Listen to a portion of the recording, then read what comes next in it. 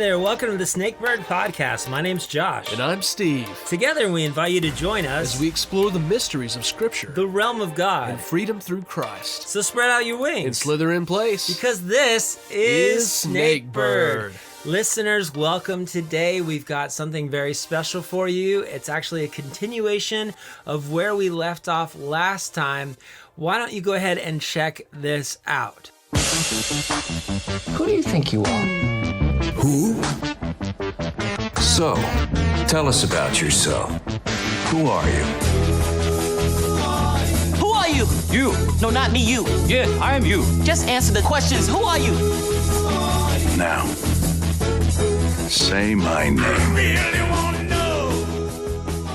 That's right, this is a special Snakebird Profile, but it's actually not just a Snakebird Profile, it's part 2, because we are talking about whom, Stephen? Well, the saga continues as we enter part 2 of examining David, who will be king now in part 2. He's such a big character, we really had to take 2 of these to look at it all. And the last interaction we really had with David was where he confronted Saul for a second time. And then that leads into a whole nother season of all sorts of stuff. Yeah, I don't want to say that he has a giant story. Okay, I used that joke the first time. I'm sorry. But no, as we went, we realized that talking about his whole life, we were going to be here for at least 2 to 3 hours. And so we're going to try to keep this podcast about the same length as the last one. We're going to jump right in. Like you said, he just confronted Saul for the second time. And now we see him kind of make a complete heel turn to what was normal to his nature. Because he said in his heart, that's where we're going to pick up, is in 1 Samuel 27. It says that he said in his heart, there's no way I'm ever going to get away from Saul. And so he flees to the world. Yeah. He leaves the promised land and he heads to Philistine village, AKA land of the enemy. Yeah, we almost see a change of character, you might say, because there was this man that wouldn't dare even touch a hair on Saul's head, to now he has turned and run towards the enemies of Israel. Yeah, and it's really sad because not only is he responsible for himself, but his men have now grown to 600 strong, and he's also leading his family. And so he's taking them from where God had him and into this I would call it like a journey of this to the center of the world. I mean, he's gone to the epicenter of evil. Yeah, it's kind of bizarre. Before we even get going, do you see any connection there with maybe just the way that we react to hard times or difficulty? Yeah, I really do. There's times in my own life I can look back and it's almost like a throwing in the towel. You're at a breaking point almost, and you make irrational decisions, sometimes impulsively, and you take off for a season of disobedience or whatever you want to call it. As we examine it, I think the listener can put, their own idea of what's going on here with David. Well, and I wonder if he in a sense is like saying, I'm going to help God out, because that's true. Because he does some interesting things while he's out. Yeah. And I mean, I wonder if he's almost like, well, Saul's going to get me and there's no way that God can protect me. And I know he's had a heck of a time in the wilderness, trying to avoid being caught. Yeah. And people have sold him out, but he's also had really deep spiritual connected times with God, as we see through the Psalms. And this is one of the saddest things that we know on record, is that no Psalms are recorded during this year and 4 months that he's outside of the land of Israel. Yeah, and he's almost on you might call it a rampage. Yeah. Against enemies of Israel. He's like, in this time that I'm waiting to see whatever this is that God's doing, I'm going to unleash a little bit. Yeah, and like almost like a justification of it maybe, where he's like, I'm going to help God out. Yeah. So the story goes that he leaves Israel and he goes to Achish, who he's already had a run-in with. I've heard that Achish can be a title for a king in Philistine country, so it may have been the same guy, it may have not been. But whatever the case, he went out there. This is a dude who's notorious on their Philistines' most wanted list because he killed their champion Goliath. But now he comes in and he says, hey, I want a place to stay. And as he's staying in their city, he's like, hey, I just want a little town off to the beaten path. And so they give him a place called Ziklag. And the next thing you know, he's making these daily raids. And like you said, he's not necessarily going after who he says he is, because he's lying to Achish, and he's saying, hey, I went and raided the southern parts of Israel or Judah, where actually he's going and he's killing the Canaanites. He's going against the armies of the Israelites. Again, possibly the right thing, but completely the wrong way of going about it. Yeah, there's definitely a couple angles you could look at this from, and it's just a bizarre situation. He's sitting there lying to this new king that he's supposedly serving. He's going and killing people that he's basically lying and living a double life. Yeah. And the Bible says in the New King James, and it says, and thus was his behavior. I mean, his heart's changed, his behavior's changed. All of these things that are happening seem to point that he's really off the beaten path. Yeah, he's almost I would say perhaps even in a season of just flat out disobedience. And Achish, he's calling himself his servant. And Achish even responds by saying, I'm going to make you mine forever. Yeah, that sounds a little bit like Satan, doesn't it? It does. It's insane. It does. And so it ramps up now to where the Philistines are going to go to battle with the Israelites. Yeah. And guess who is volunteering for the fight? David. He's right there going, we're going to war with you. Yeah. Which boggles the mind. Yeah, it really does. It's insane. Yeah. It's like that moment in Braveheart where Robert the Bruce switches sides and is fighting against Mel Gibson, William Wallace. It's like it's this moment where it's like, what? It's a stab in the heart. How could this happen? Yeah. I mean, I should have known my history before I watched that movie, but when I was watching it, my popcorn dropped out of my mouth going, oh my gosh, he just sold him out. Yeah. Yeah, it's intense. Yeah.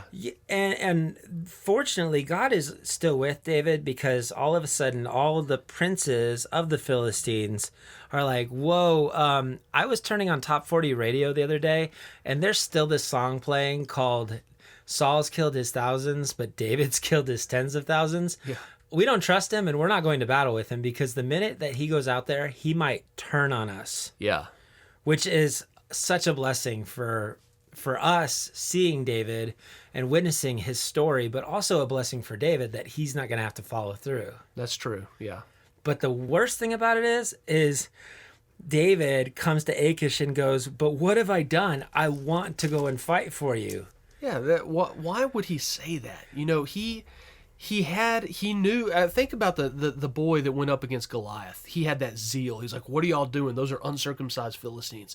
And now he is just on his heels trying to fight for the enemy. What has happened to him? It's crazy. I think when you're in the world, you lose your mindset. Yeah. You go a little loco. Yeah. You start toying with the world strategy and their type of thinking, and then it becomes a practice and a habit and just goes from there, doesn't it? Yeah, maybe even some Stockholm syndrome where he's like, that's true. These are my people right now, and losing sight of what was real. Yeah. I don't know. What happens next to me seems like a wake-up call, because King Achish says, no, you guys, you don't have to fight for me. I know that you would have.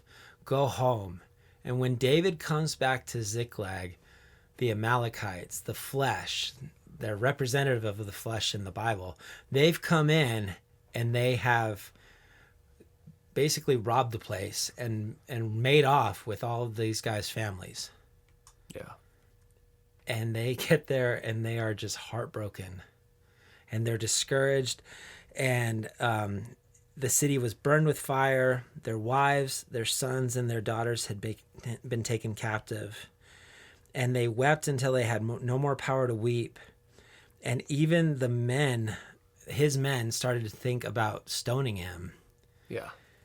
And it says, but David strengthened himself in the Lord his God. Maybe this was the wake-up call. Yeah. It's like a turning point, snapping him out of this season of disobedience. Yeah. And they go after them, and of course, they get their belongings back and even some more. and so they're able to bless, get blessing from what would have been considered a terrible thing happening. Yeah. And they're able to recover their families, which is awesome. And we saw about how some were able to go on because they got tired, and there's a long story in there. But on the other side of things, on the B side of what we don't see happening, is that the Philistines have since gone to war with Saul. Yep. And Saul and Jonathan and Saul's other sons, they all get defeated and they all die. Yeah. And so that leads us into 2 Samuel, which is essentially where the children of Judah come and they say, listen, we should have seen it all along. What happens?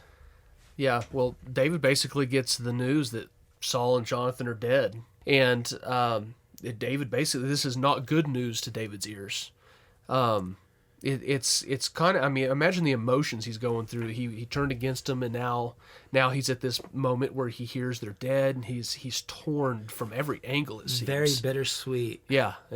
Yeah, and I mean, the song that he sings about Saul and Jonathan, he said they were beloved and pleasant in their lives, and in their death they were not divided. They were swifter than eagles and stronger than lions. Yeah. And then God finally allows, or through the circumstances, through him getting anointed as king all the way back when he was a little shepherd boy, now finally comes to fruition. Yeah. Where they say, we're going to anoint you as our king. Yeah.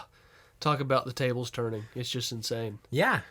And Saul had one other son who decides, hey, I'm going to go for the nation of Israel. And so then they're divided for a time, for 7 years.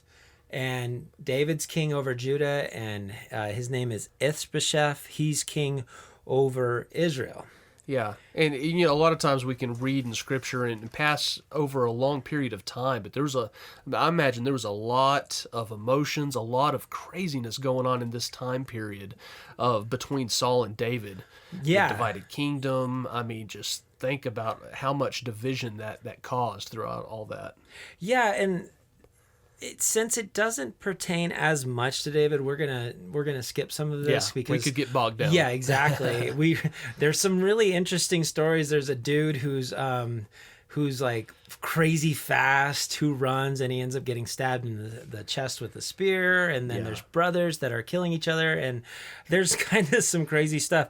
Eventually, what it does is it leads to David finally being anointed as king over all of Israel. And if you're following along, that's in 2 Samuel chapter 5.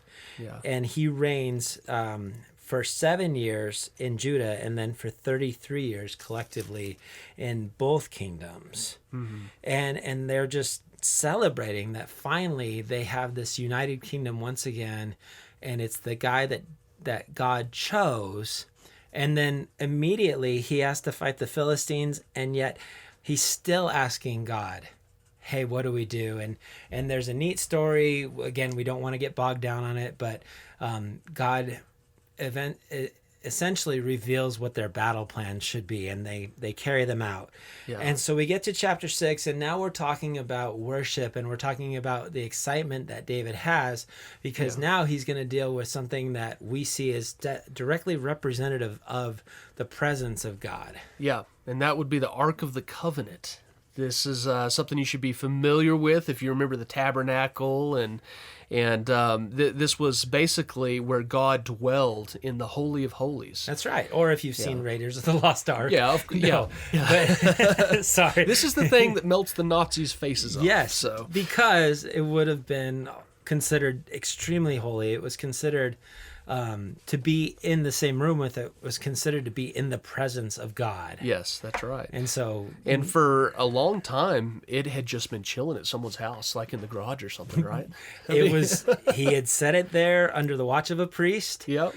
And God didn't have a temple yet. Yeah. To put it at. It was supposed to stay in the tabernacle, and they'd kind of gotten away from setting up the tabernacle, especially during the time of Judges. And so, it was being under watch and care. But David said, I recognize the need for worship. Yes. And he said, I want it to be in Jerusalem. Yeah.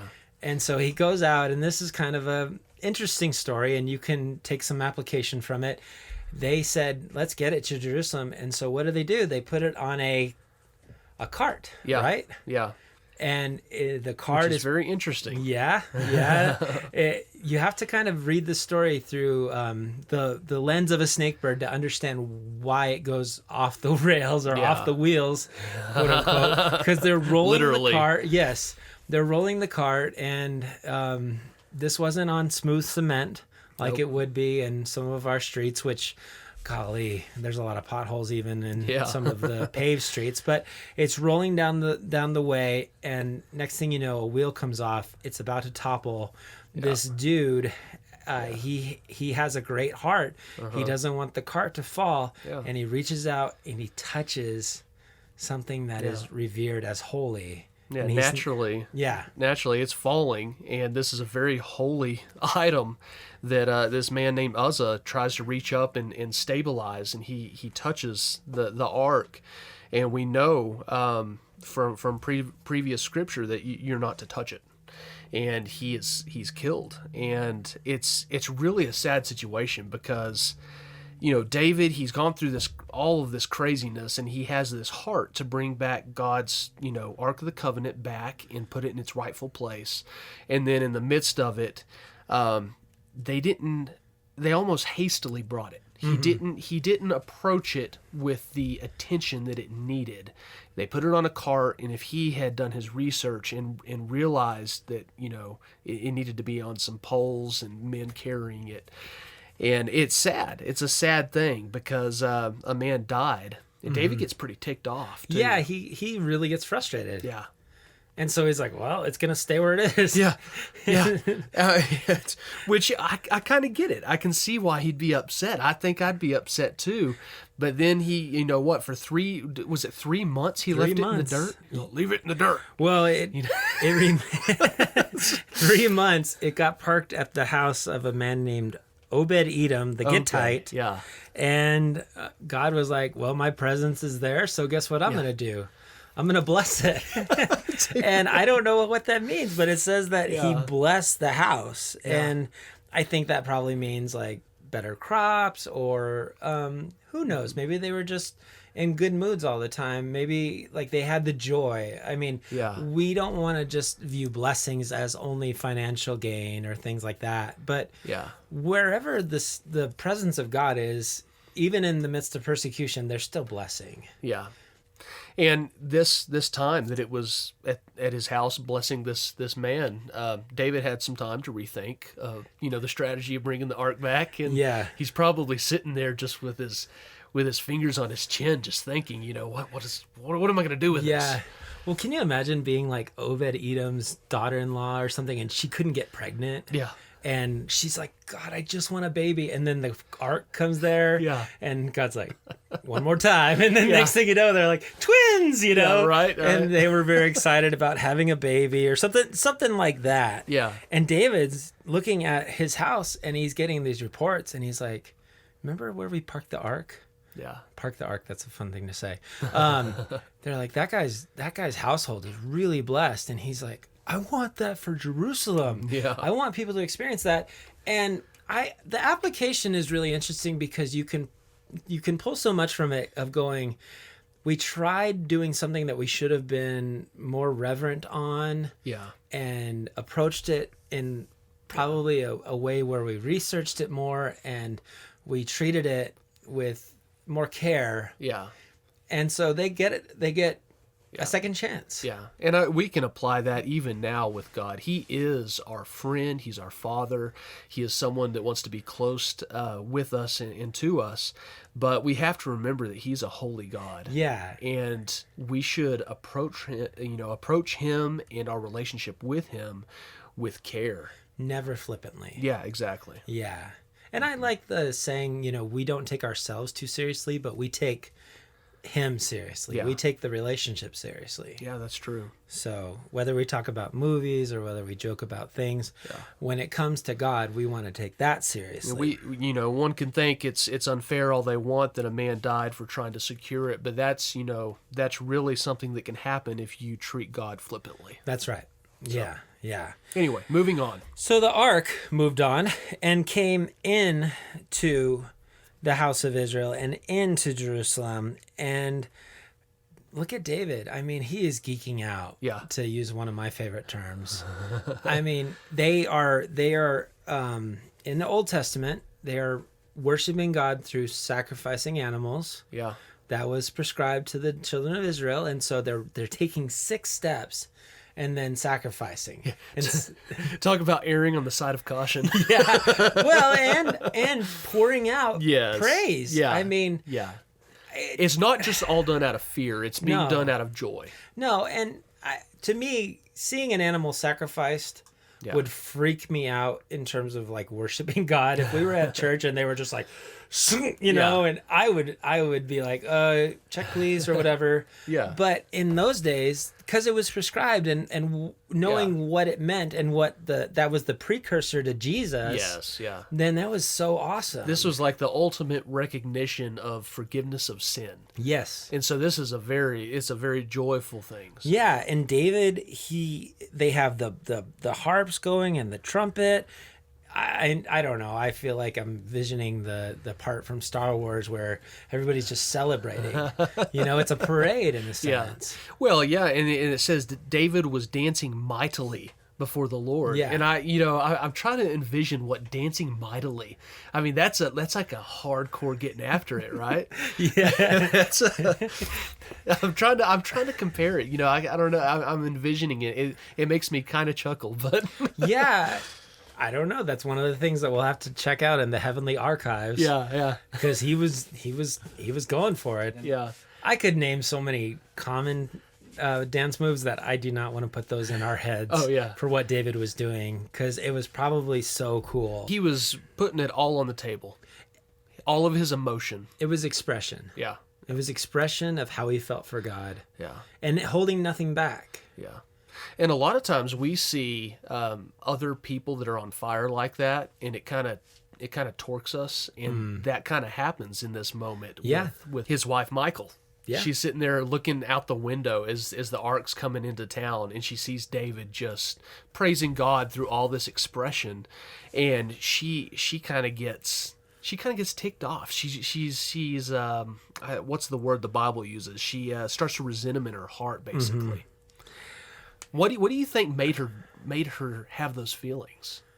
I wonder, first of all, if it's an insecurity, Yeah. because she might have been jealous of the way she saw certain people looking at David. Yeah. Because it says that he might have danced out of his outer garment, and so maybe he was wearing like more of his undergarment as he was dancing, which that could have been it. But there's also, I think, that tinge of especially as you grow as a Christian, sometimes you see that fire in someone else, and you're going, "Uh-oh, why is it not in me?" Yeah, and that's so true, because we can oftentimes see growth in someone else is almost like a threat because we feel insecure about our own lack of growth. Yeah, serving, maybe reading their Bible, maybe praying. You hear about some people's prayer lives, and you're like, overachiever.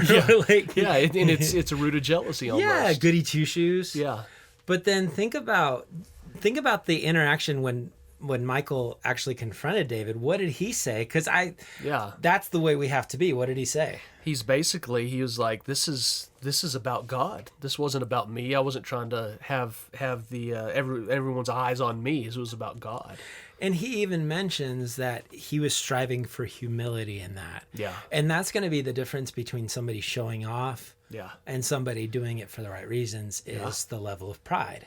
If they're doing it, and man, I've seen this, and let's say the pendulum is swung the other way. Yeah. It's the person who is openly trying to outwardly worship God, but you see like one eye closed and the other eye not, kind of searching around, seeing like who's looking, or singing the loudest, like the best voice, or who's doing it in real humility.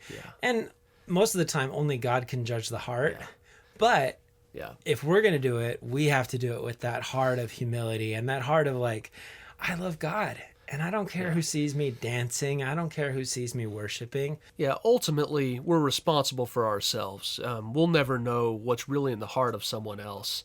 But what might seem strange or uncomfortable to us might be someone else, pouring their full, sincere heart out to God. And that's a dilemma that we have to work through. So in this, this is an awesome time during King David's life. He's having a heart for God. He says he wants to build a temple, and then he's told, let your son do it. There's a lot of blood on your hands. And what's so awesome is David starts getting like blueprints ready. He starts getting building materials ready. Yeah. And as he's sitting there, he remembers Saul, and he remembers his friend and his best friend Jonathan. And he says, is there anyone still alive? Yeah. From Jonathan's house, Saul's house. Yep. And of course they tell him there's a guy named Mephibosheth. Yeah.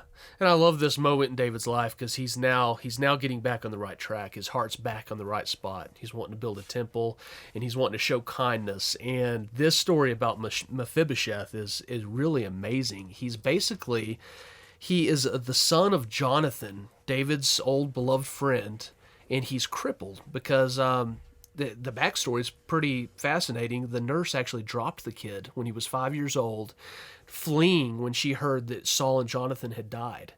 And she was terrified. They're going to come for his son because he's next in line for the throne or whatever. And so she drops him, and the kid's crippled. It's so tragic. It is. And David, it's amazing what David does next with this young man. It's pretty wild. Yeah, he says, come to my house. Mm-hmm. Come sit at my table. Never worry about food ever again. Never worry about where you're going to lay your head. You always have a place. Yeah.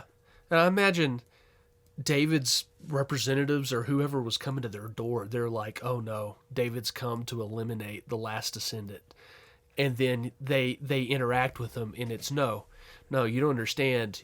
You now get all the land back that your father had, and you're set up for life. And you're going to have, not only are you going to have your own crops, but you're not even going to eat off of those. You're going to have food at my table.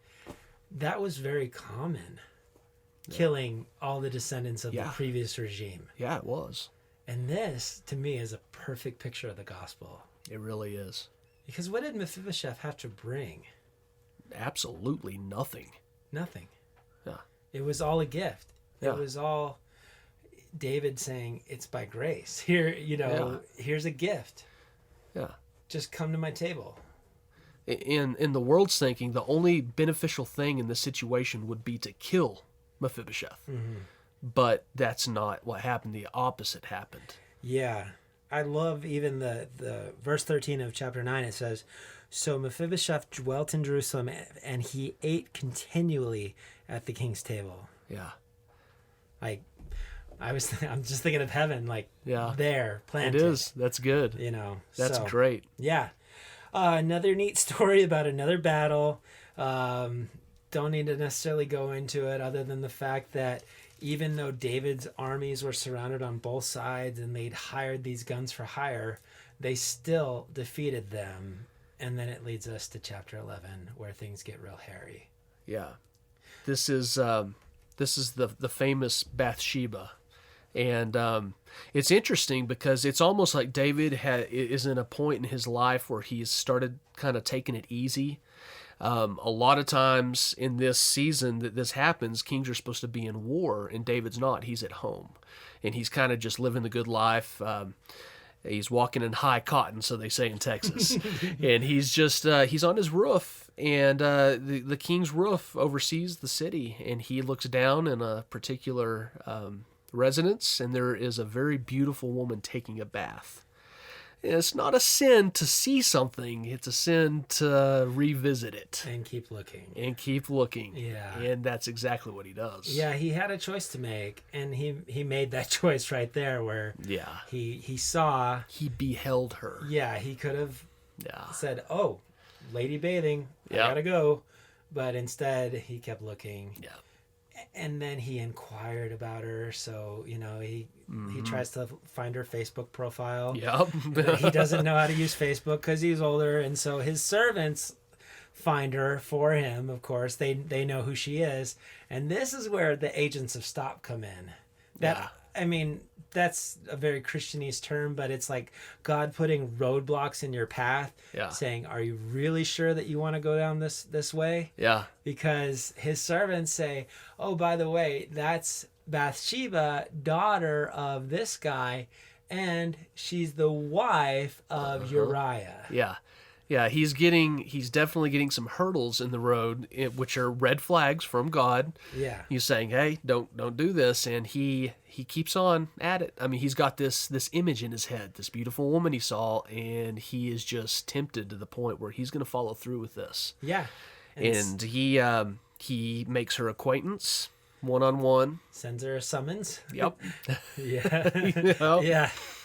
And the inevitable happens when you pursue past these roadblocks. He ends up having an affair with her. Yeah. And you think the story is tied up in a nice little bow for David, and he's like, okay, did it, done it, got it, good, it's over. No, all of a sudden, here comes this messenger saying, hey, there's actually a consequence of your actions. Yep. I'm pregnant. She's pregnant. And she has a husband, and this is going to look bad. And so David, very sneakily, Concocts. yeah, he's like Mr. Burns, just kind of, well, that was a terrible reference, but he basically, he calls Uriah, her husband, in, and he's like, he was out in battle where David should have been leading them, and he calls him in, and he says, hey, he gets him drunk. He says, go home and sleep with your wife. He's like, we got to get this covered up. Short of playing some Marvin Gaye, he is really trying to set up the circumstances for them to be intimate together. He's trying to bury this. And it's interesting, once you get into something like this, you start having to lie, and it's a domino effect. It's a lie on top of a lie on top of a lie. And Uriah, he's a Hittite, right? Mm-hmm. Yeah, and he has a little bit better character than the king by saying, I actually am not going to go home because my brothers are out there bleeding, and they're dying face down in the mud. I'm not gonna do that while they're out there. Yeah, and honorable man. Yeah. I mean, David's like, okay, I'm gonna try to get him drunk. Yeah. And he tries to get him drunk, and then he's like, okay, I'm gonna just keep. 2 nights he tried to make this happen, and he's like, go home, your wife, I think she's pretty. I saw your guys' Christmas card one year. I mean, you got stuff to do, and both times Uriah's like, King, I just came from the front lines. If my comrades, my fellow battlers, can't be here enjoying the same type of freedom, I don't deserve to. Yeah. And David's sitting here thinking, oh, great. What am I going to do now? Yeah. And so... It's already progressed to a bad point. Yep. And now it progresses much worse. Yeah. Instead of repenting, which he could have... it's not fun to admit as something at this level, but it would have been better than what he does next. And what he does next is he sends... Uriah, her husband, out to the front lines. He's like, if I can't convince him to do this, we're just going to have to... get rid of the evidence. With his own death warrant. Yeah. He says, give this note to Joab, my commander. Yeah. And in the note it says, make sure that you send Uriah to the front lines. Yeah. And when the battle gets hairiest, pull back. Yeah. And David didn't do this overnight. These are steps that he took. Yeah.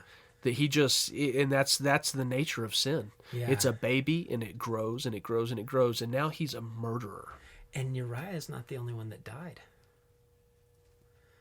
because Joab now sends back a letter after reading this instruction. He goes through with what David instructs him to do, and then he specifically tells the messenger, make sure you tell David that we lost we had some casualties. And when he says, why did you do it that way? Include this little tagline. Also tell him Uriah the Hittite is dead. Yeah. in order to accomplish this, there was a lot of price to pay. Yeah. Oh, it just makes me sick. It makes me sick because this is a guy who I love in the Bible, and yet every time I read this story, I see myself in it, so I don't want to judge him because I know all of us sin and we all fall short. But the circumstances just get ugly, and we all lied in a sense, and to what Jesus defines murder as, we've all murdered because we've hated in our hearts. Yeah. It just gets real right here. Yeah. And there's a lot of consequences that came from this, the repercussions of this sin, and the links that David allowed it to go to. He basically, for a year, was it a year that he lived with this thing that he had done, and he just tried to overlook it? Yeah. I mean, he thought it would pass. At that point, yeah, because now he thinks it's over. Yeah. And Uriah comes home in a box, or he gets buried on the battlefield. Yeah. Bathsheba goes into mourning. All of a sudden, her husband's dead. She's a widow. David sends for her. Yeah. They get married. Story, case closed. Story ended, case closed. Yeah. Is that? But no. And I don't know if Nathan, who was the prophet at the time here, kind of knew what was going on the whole time, or if God revealed it to him. But after this year of David trying to just live like nothing had ever happened, Nathan comes to him and he tells him this interesting story. It's like a parable meant to draw out this sin that David had committed that he's ignoring. Yeah, and it actually has things in there that would really stir up David's zeal or anger, because he talks about sheep, which, I mean, David being a shepherd would have a great resonance with it. Yeah. Very snaky way that Nathan brought this to David's attention. Yeah. Very, very clever. He basically tells him the story about a ewe lamb, basically a poor family that had this lamb that became like a pet to them, and the rich man, who was the kind of the leader or the master of this servant, he takes his lamb instead of one of his many and sacrifices it for a feast. And it's, completely pointing to what David did. He had plenty of wives, and he took the wife of another man. And and David got ticked off. He's like, the man that did this shall surely die. He gets so mad that he says, we got to kill this dude. Yeah. I mean, he might not have thought it was a parable. He's like, show me this man. Yeah, I will end him myself. Yeah. The hypocrisy just cut him deep. And then here comes those famous 4 words. You are the man. Oh, man. And not like 2019's like, you're the man. No, he was like, you are the man. Yeah. You pulled off this Ocean's 11 heist. You're this person, David. Yeah. Which is, man, that's a thing to say to a king. But David has a heart that recognizes what Nathan's saying, what God's saying through Nathan. Really. You thought you got away with it, but God saw it. Yeah. And look what happened. Look what the repercussions are. You talk about your bones fading away. You're not able to sleep at night. You're not able to rest. You're dwelling in this depth of sin. Yeah. Some of the specific repercussions is extreme guilt. It ruined his testimony for others. People, David says, I'm a man of God, and people thinking this is what a man of God does. And we can see that even now with people we look at that get on the news, or even people that we know in our own congregations. And the consequences, it's like you're not going to have peace in your household. Yeah, strife arose. Like even your kids are going to have issues, and your wives and things like that. Yeah, a very dysfunctional family life after this. Yeah, I love David's response because he could have thrown Nathan in jail. Yeah. He could have publicly executed him, which would have doubled down on his sin. Or, I mean, any number of things. But I love what he did because he said, I have sinned against the Lord. Yeah. Yeah, he turns to God and he repents like he should have done long before, but it's never too late. At whatever point you are in your sin to turn to God, that's the right thing to do, and that's what he did. Yeah, and he goes, into intense prayer for this child that Nathan then says, the child that you had with Uriah's wife is going to die. Yeah. And he goes into intense prayer and fasting and asking God to allow the child to live. Yeah. And we know that it still dies. And right then after that, he gets up and says, well, I'll finally take a shower and I'll eat. Yeah. And I love this because they said, well, you were so depressed before the child died, and now you're doing okay. And this is a glimpse of heaven. He goes, well, I understand that he can't come to me, but one day I'll go to him. Yeah, that's true. And so... Yeah, and the last thing I would like to mention in this Bathsheba episode is, later on we see that Solomon has a lot of issues in his home life and things that he does with his wives and family.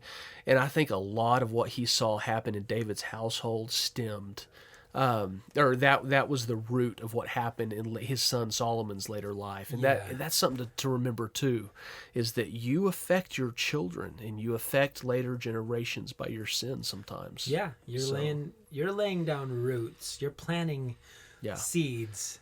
Yeah. Whether you're doing things that are following after God's heart, or whether you're doing things that are leading you away from God's heart. Yeah. Whether you're a leader or just have your own family, people are watching you. Yeah. So that's important.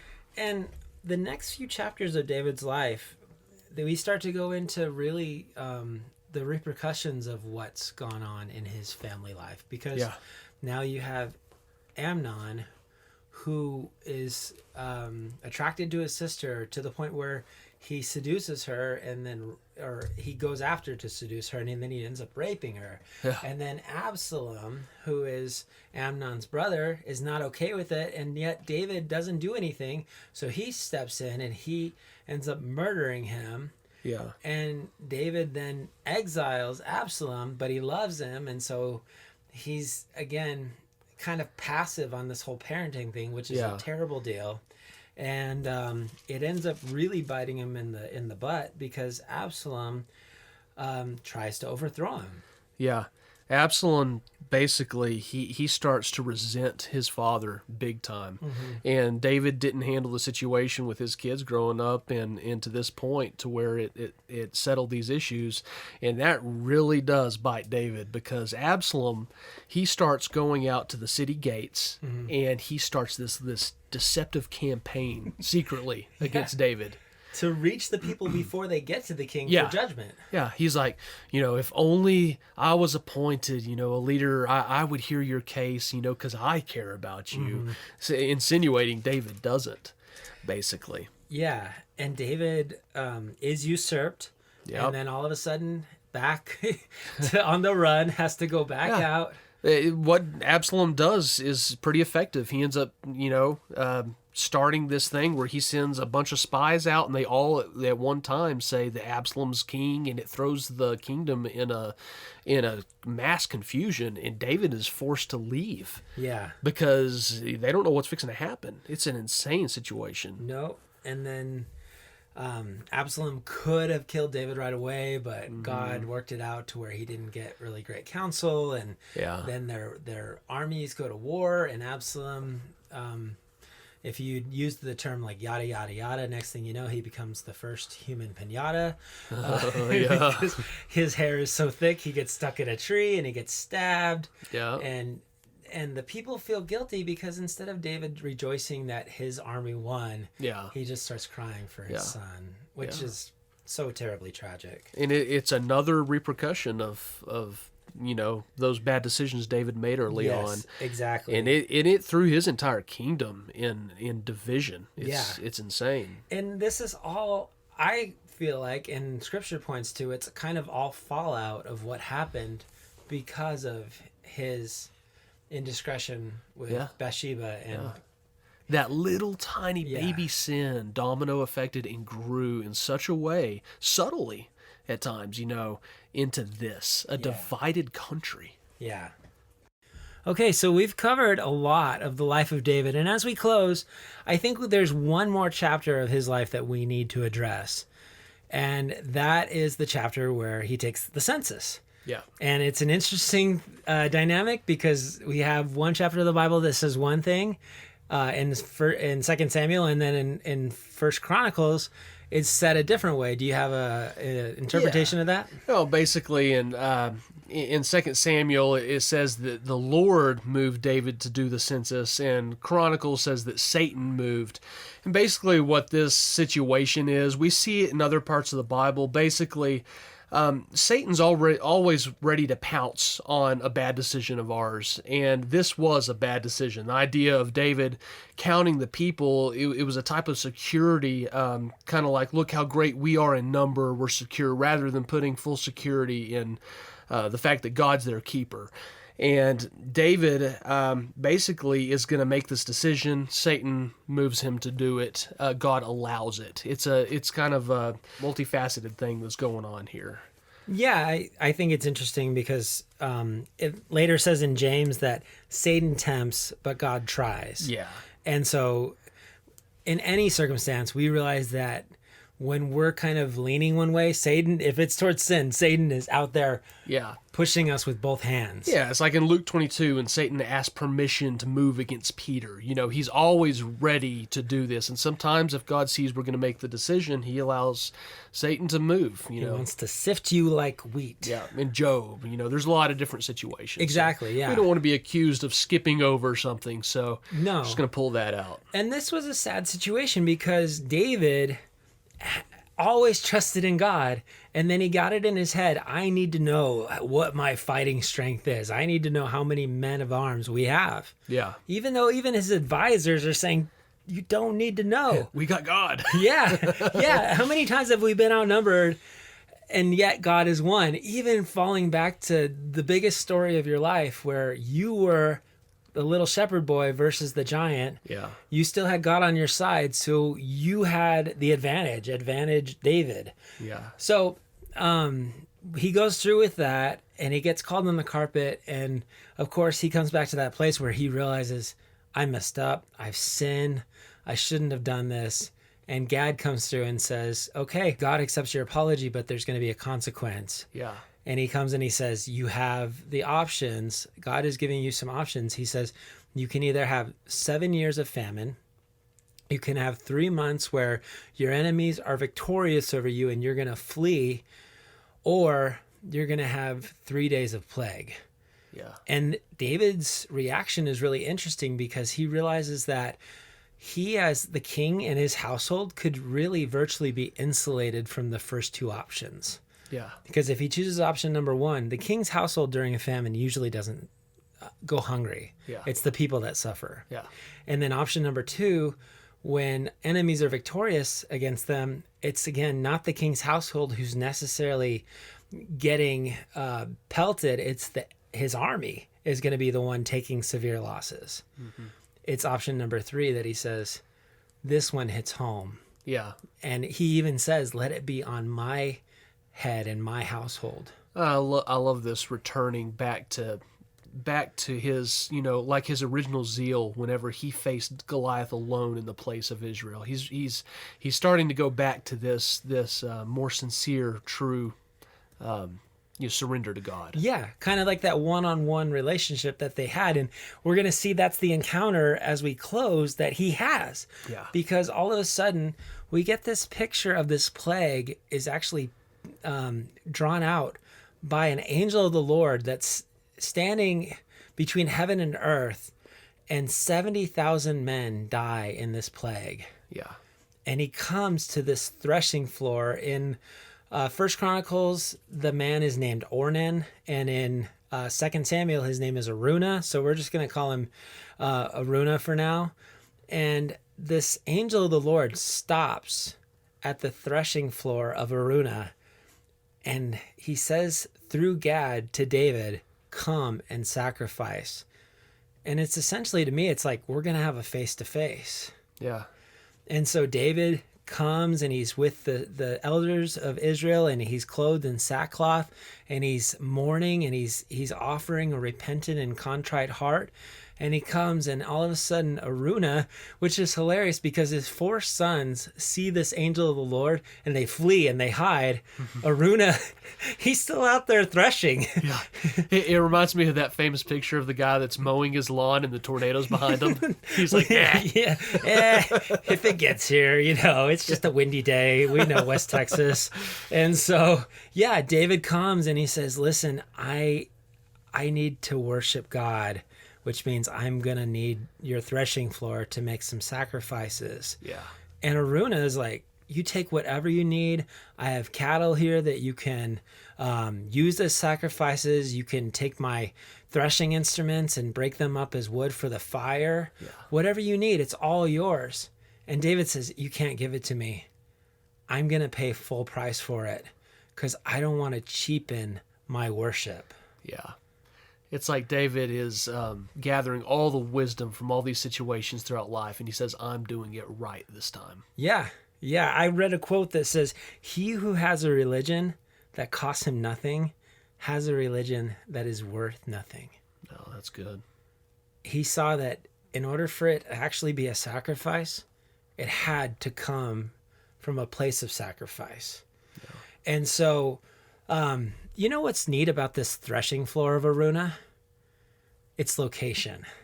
Really? Yeah, this is actually where Abraham was going to offer Isaac. This is Mount Moriah. This is Mount Moriah. Oh. It's a picture of Jesus. The same hills that Jesus It's the was same hills on. that Jesus was sacrificed on. That's crazy. You can't make this stuff up. You can't. And yet God has called David to come have this face-to-face with him. And so David comes and he realizes he sinned. He realizes that worship means something. Worship connects to the heart of God. And so David comes and offers this sacrifice of worship. And as he's offering these burnt offerings, 1 Chronicles 21 tells us that fire fell from heaven as that connection is made and consumed the offerings. Wow. And at that moment, that angel of the Lord who had stopped then sheathed his sword. Wow, that's great. It's fantastic. That's a great picture. It really is. And that's where we're going to leave David.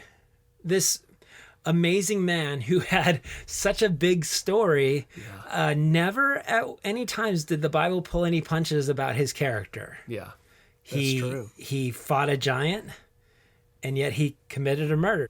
He was anointed as king of Israel, and yet he committed adultery. Yeah.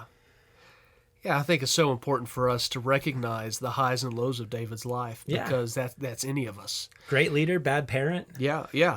There's so much that we can relate to in his life, and he was a man after God's own heart, and that is because of where David ran to whenever he saw these flaws in himself. He wasn't, immune to the same stuff we go through. No. But it's where he ran when he encountered them. Yeah, and to see his heart through all of those psalms, all the different emotions and feelings and hardships that he could go through, and yet to come back to say, "You are my refuge.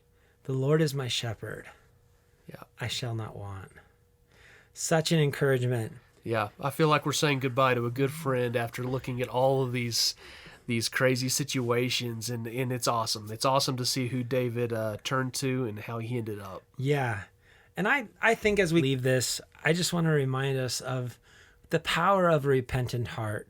Yeah. Because even after David sinned with Bathsheba and he killed Uriah, he came and he wrote Psalm 51, "Create in me a clean heart, O God, and renew a right spirit within me.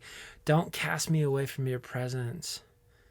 And take not your Holy Spirit from me, but restore unto me the joy of salvation, and renew a right spirit within me."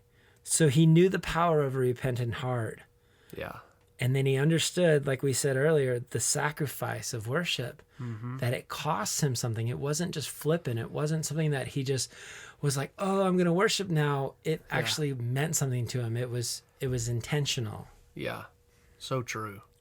And then the last thing is just falling into the hands of God. it's a perfect picture of grace. Yeah. Because he's like, I could go with the world. I tried that. It didn't work. Yeah. I want to go with God.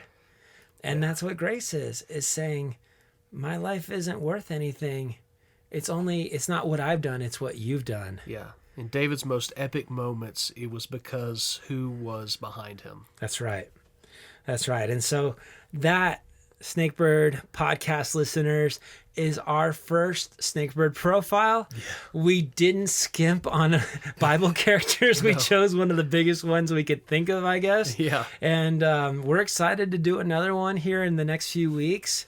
We encourage you, as we probably skip something of the life of David that you really liked, or maybe we didn't touch on a particular topic, we encourage you to send us in your feedback and connect with us about this podcast or one that you've listened to already.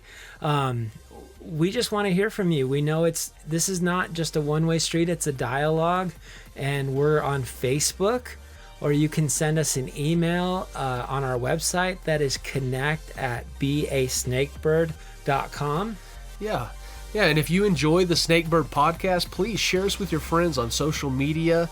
That's a great way that can help us out and get the word out. Yes, please subscribe and then encourage others that are listening to subscribe so we can continue to get this out there.